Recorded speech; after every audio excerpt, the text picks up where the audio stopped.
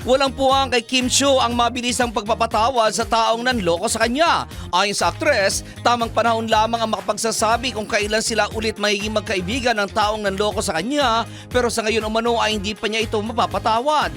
Naniniwala umano siya na lahat ng sugat ay hindi agad gumagaling tulad ng panloloko na hindi agad pwedeng patawarin.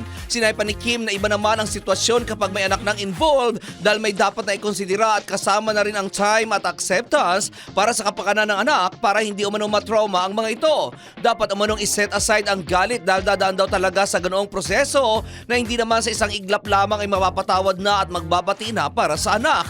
Bagamat walang binanggit na pangalan si Kim, naniniwala naman ang mga movie press na si Sian Lim ang pinatutungkulan nito. Una rito, matagal nang bali-balita na hiwalay na sina Kim at Sian, ngunit walang pagkumpirma mula sa kanilang dalawa. At yan aking balitang showbiz para sa impilang may todong lakas, DWIZ. Ako si Anton, nagbabalita ng tama, naglilingkod ng tama.